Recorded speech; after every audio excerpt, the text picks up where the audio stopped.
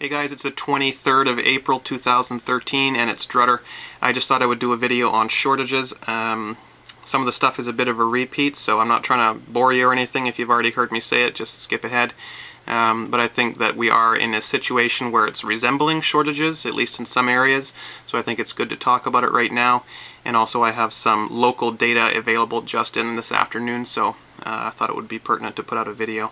And first I just wanted to show the price chart. This is the major drop last Friday/Monday, and we've had over a week of just sideways consolidation since then. And I'm taking this camera outside.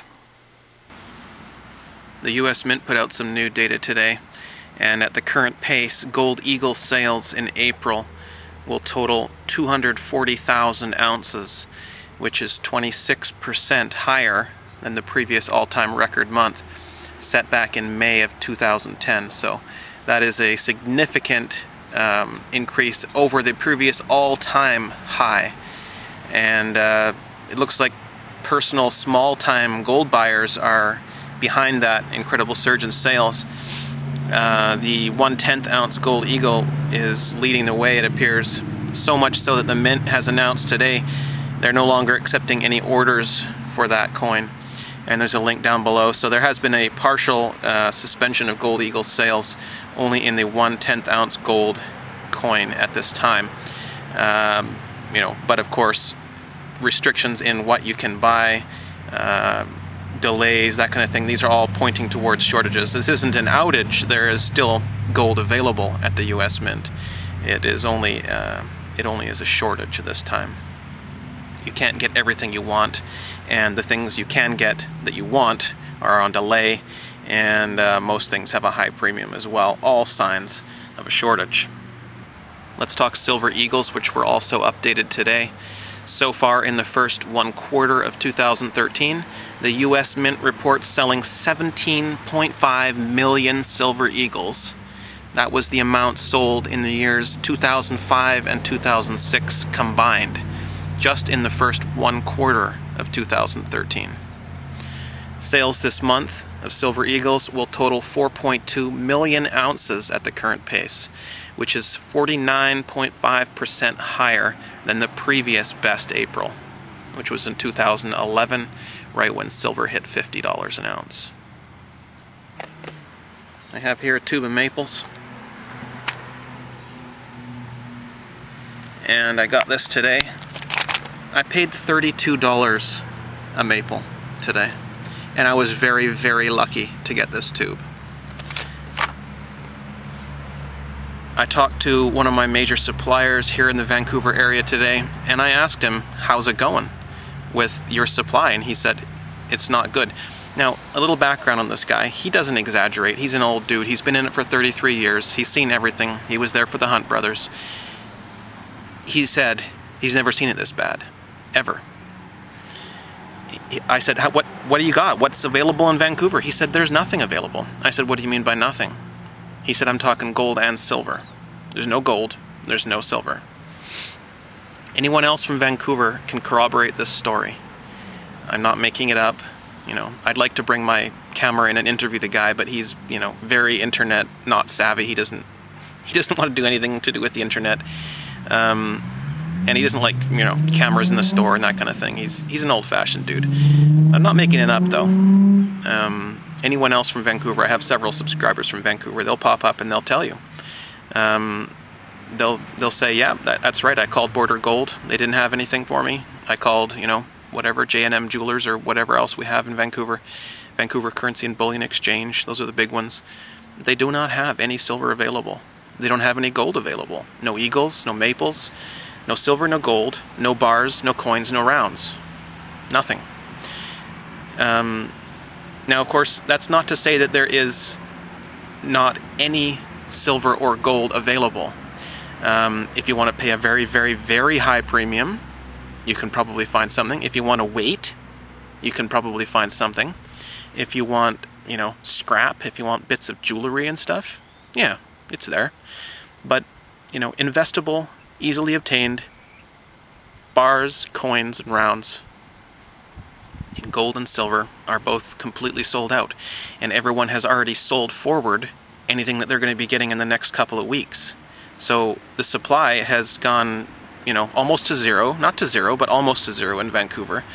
And I'm hearing the same thing about places like LA, Toronto, Edmonton, Calgary, and other major cities in North America. So it's not just here, and it does seem to be getting worse. I did a video right after the price drop from 28 to 22, and I said, if it can stay at this price, I expect supply to stabilize and, supply to come back into the market. I was wrong. It didn't come back. The price has stabilized indeed. It's been at 22 to 23 bucks for the past, week and a half now, almost. A good week anyway. And no, there hasn't been any stabilization in supply. In fact, it's just getting worse.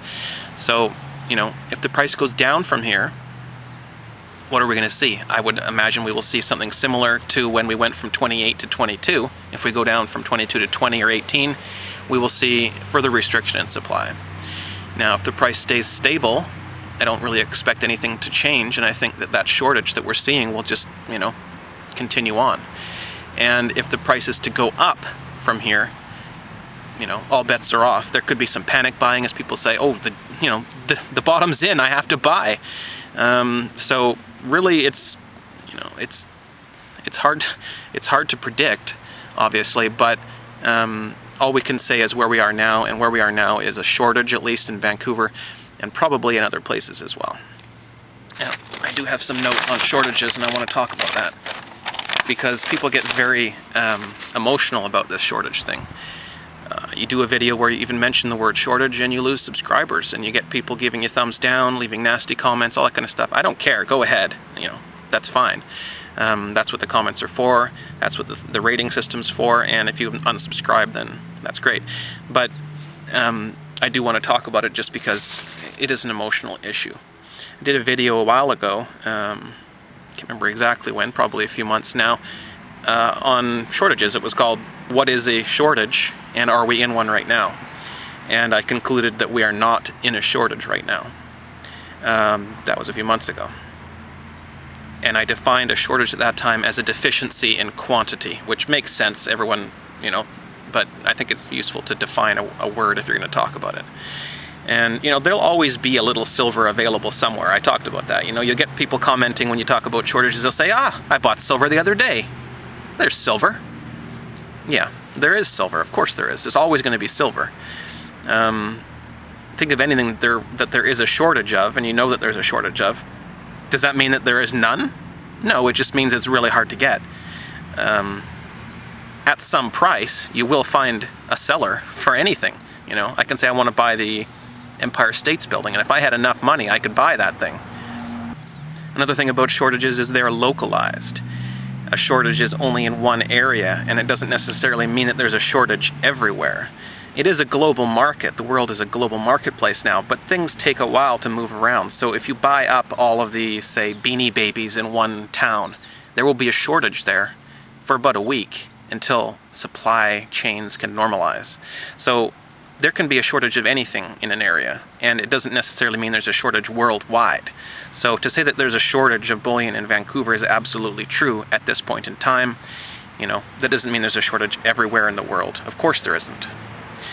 And a shortage doesn't last forever. There's daily changes. From one week to the next, a shortage can be there and then it can be gone. The supply can come back in and, it's equalizing again. Even daily changes are possible in shortages. So, I'll often get people coming into a video I did 3 years ago about a shortage that happened, and I'll get people saying, you're nuts. You're nuts to say that there was a shortage then. If there was a shortage then, why can I buy silver now?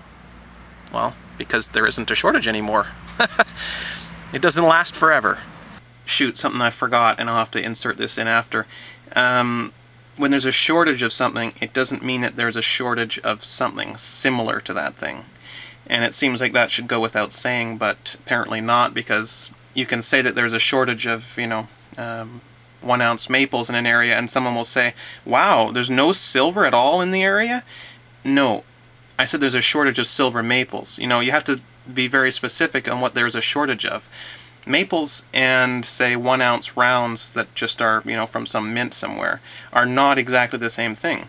Yes, they both have an ounce of silver in them, but they aren't the same thing at all. So sometimes it's just a production delay. Maybe the mint that makes a certain product is running behind for one reason or another. It doesn't necessarily mean that there's no silver atoms to go into making that item. It just means that there aren't any of those items around. I want to point out that a shortage is a barrier to buy, but it's not a reason to buy. You don't hear about shortages and say, damn it, I need that. Whatever that is, I need it. No, a shortage is just a barrier between you and getting what you want. So you make a decision to buy something regardless of shortages, and then, deal with the shortage if it happens. Right now, it's happening, at least in Vancouver.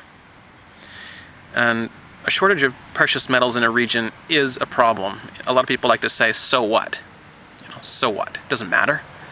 Well, I think that precious metals do matter.